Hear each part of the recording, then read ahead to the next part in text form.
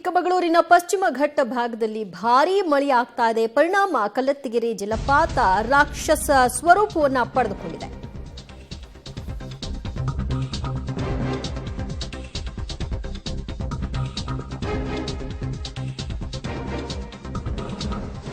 ಚಿಕ್ಕಮಗಳೂರಿನ ಪಶ್ಚಿಮ ಘಟ್ಟ ಭಾಗದಲ್ಲಿ ಭಾರೀ ಮಳೆಯಾಗ್ತಾ ಇದೆ. ಬಿಟ್ಟು ಬಿಡದೆ ಸುರಿತಾ ಇರುವಂತಹ ಮಳೆಯ ಪರಿಣಾಮ ಸದ್ಯ ಮಹಾಮಳೆಗೆ ಕಲ್ಲತ್ತಿಗೆರೆ ಜಲಪಾತ ರೌದ್ರ ರೂಪವನ್ನ ತಳೆದಿರುವುದನ್ನ ನೀವು ಗಮನಿಸ್ತಾ ಇದ್ದೀರಿ.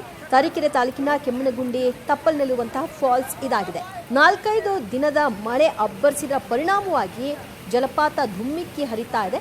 ತರೀಕೆರೆ ತಾಲೂಕಿನ ಲಿಂಗದಹಳ್ಳಿ ಸಮೀಪದ ಕಲ್ಲತ್ತಿಗೆರೆ ಜಲಪಾತ ಕಳೆದ 4 ದಿನಗಳ ಹಿಂದೆ ಒಂದು ರೀತಿ ಪ್ರಶಾಂತವಾಗಿತ್ತು. ಆದರೆ ಇವತ್ತು ರಾಕ್ಷಸ ಸ್ವರೂಪಿಯಾಗಿರೋ ದೃಶ್ಯ ನೋಡ್ತಾ ಇದ್ದೀರಿ.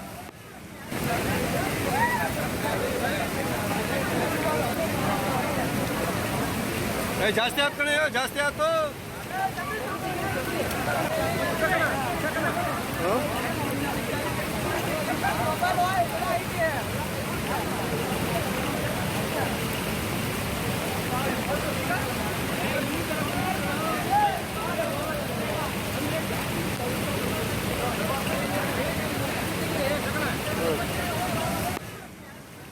ಸಹಜವಾಗಿ ಜಲಪಾತಗಳು ಪ್ರಶಾಂತವಾಗಿ ಹರಿತಾ ಇದ್ರೆ ಅದನ್ನ ನೋಡ್ಲಿಕ್ಕೂ ಕೂಡ ಮುದ ಕೊಡುತ್ತೆ. ಆದರೆ ಈ ರೀತಿ ರಾಕ್ಷಸ ಸ್ವರೂಪಿಯಲ್ಲಿ ಧುಮ್ಮಿಕ್ಕಿ ಹರಿತಾ ಇದ್ರೆ ಎಂಥವರಿಗೂ ಕೂಡ ಆಘಾತವನ್ನ ಮೂಡಿಸುತ್ತೆ. ಅಂತಹದ್ದೇ ಚಿತ್ರಣ ನಾವಿವತ್ತು ಕಲ್ಲತ್ತಿಗೆರೆ ಜಲಪಾತದಲ್ಲಿ ಗಮನಿಸ್ತಾ ಇದ್ದೀವಿ. ಕಳೆದ 4 ದಿನಗಳಿಂದ ಬಿಟ್ಟು ಬಿಡದೆ ಅಬ್ಬರಿಸ್ತಾ ಇರುವಂತಹ ಮಳೆಯ ಪರಿಣಾಮವಾಗಿ ಜಲಪಾತ ಈ ಸ್ವರೂಪದಲ್ಲಿ ಹರಿತಾ ಇರುವುದನ್ನ ಗಮನಿಸಬಹುದಾಗಿದೆ.